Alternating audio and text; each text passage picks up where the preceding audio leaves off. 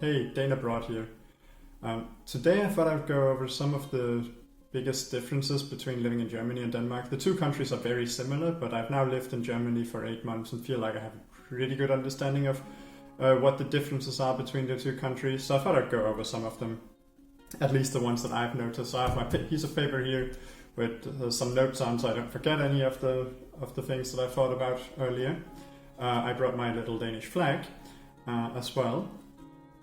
And the first thing I want to go into is hierarchy, which is something, if you come to Germany, you'll notice a lot.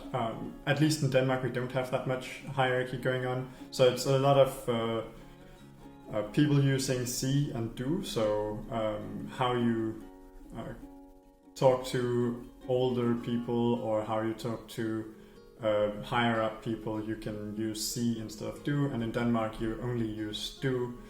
So it's really, the languages are very similar as well, but here, this is a big part, is that the old version of Sie, which in Denmark is D, was phased out quite a lot.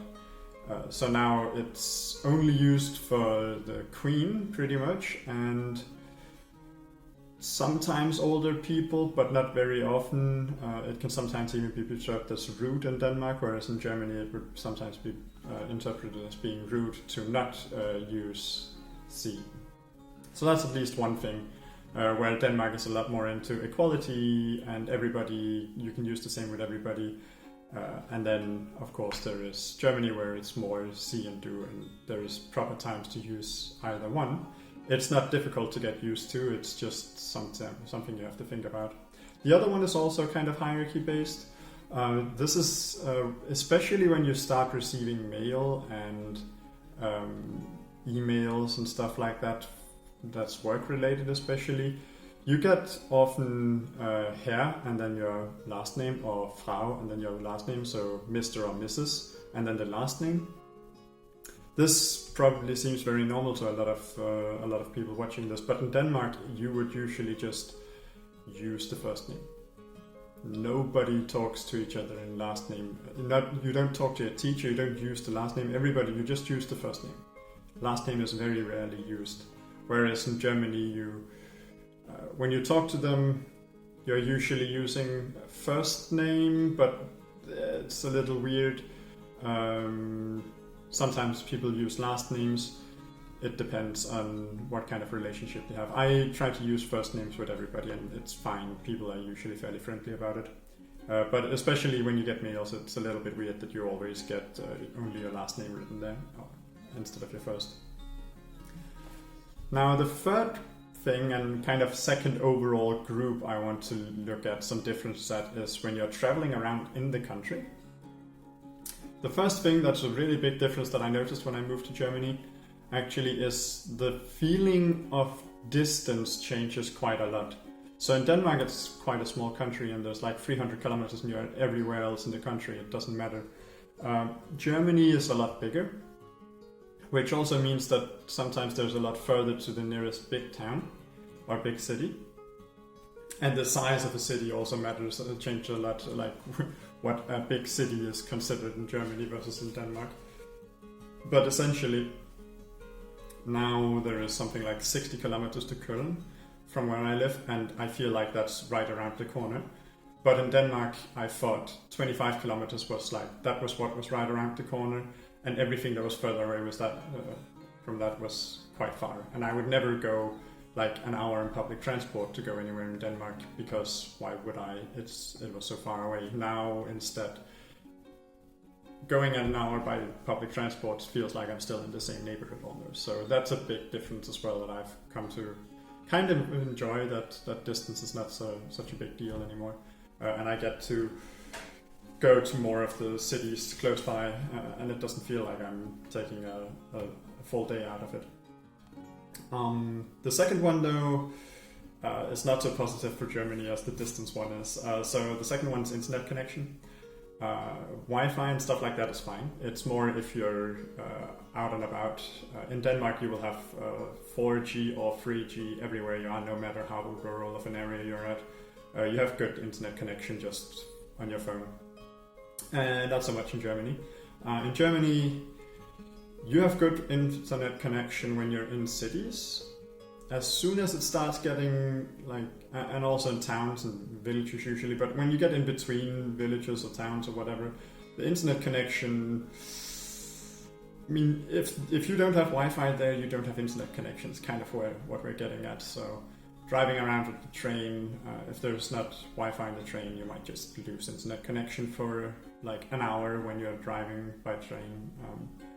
And that kind of sucks at times, but so it is. But that's at least one point where Denmark has it sorted. Then there is the last one that you notice if you travel around in Germany or in Denmark. So in Denmark you will notice a lot of these. They're usually bigger but also smaller. They are really everywhere. You put them on cakes, you put them outside your door if somebody is having a birthday, if you're celebrating that somebody graduated, whatever. Any kind of celebration, you bring this out. You bring out the flag. In Germany, not so much. You rarely ever see the German flag traveling around in Germany.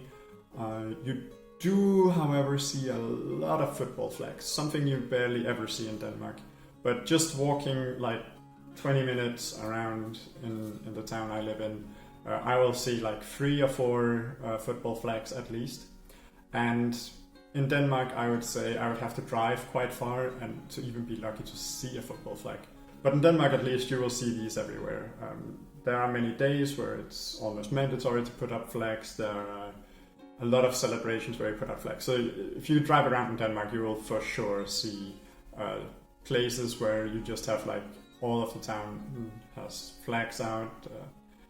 Especially on certain days, you'll see like all of the country basically have their flags out. So that is also something that is quite a bit different, is the relation to the national flag. The last and final 5 topics is all regarding shopping. Now, many of you might know that a lot of people shop in Germany, or a lot of Danes shop in Germany, go there or across the border and buy stuff in the border shops because beer and soda and candy is exceptionally cheap in Germany. And that is definitely something you have to get used to when you are living in Germany suddenly, is that all the candy, which you look at and you go, wow, that's a good offer, it's just the normal price. And I'm used to paying 3 or 4 times as much as for the same bag. It's the exactly same bag. In Denmark would cost 3 or 4 times as much as it does here. So that's something sometimes you're like, oh, I shouldn't eat the candy, but it's so cheap, I'll just buy some. Where in Denmark you'd look at it and go, oh, it's too expensive. And I get that a lot now when I go back to Denmark, is when I'm used to the German prices more or less now, and then I go back to Denmark and everything just seems ridiculously expensive. So that kind of works both ways. It's just a kind of a price shock every time. Alright, next one we can go for is then what I spend the money on buying. So in Denmark I would spend most of my money buying, at least when I'm buying candy, I would spend it on buying licorice. Now this is a big change between Germany and Denmark. Salt licorice is everywhere in Denmark and you have a lot of options in any kind of supermarket.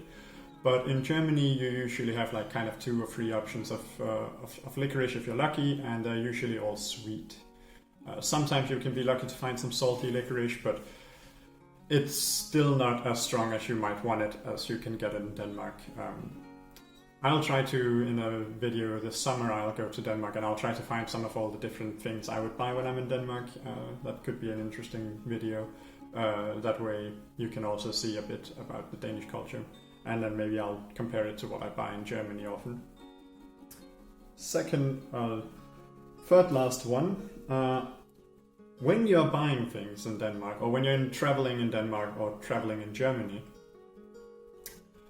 you might want to keep either cash or card with you. So in Germany, you can usually use your card, but you can always use cash. In Denmark, it's opposite. You can usually use cash, but you can always use your card. At least that's how it feels like in a lot of the cases. So if you're going to be traveling Germany, make sure that you have euros, because some places simply do not take card. And if they do take card, there's a lot of times where you need to pay at least 8 euros, or you at least have to buy for something of a worth of around €8 before you can actually pay with your credit card. Whereas if you buy for less, you would have to pay with cash. So there is some things there where in Denmark there's a lot of smaller places that simply don't want to have cash and thus only accept card because they feel it's safer, and most people in Denmark use card or paper. What's it called? The phone app again? I forgot. Mobile pay. It's also a very common app in Denmark. So that's a big difference, cash or card. Denmark is definitely card, Germany is much more cash. It's getting better in Germany, it's moving more towards card, but currently it's still cash. The second last one would be local markets and events. So what you will find a lot of in Germany is there will be weekly markets in a lot of towns. There's a lot of small local events here, there and everywhere if you go looking for them, which can be really fun to travel between. And you should definitely do that if you're in Germany.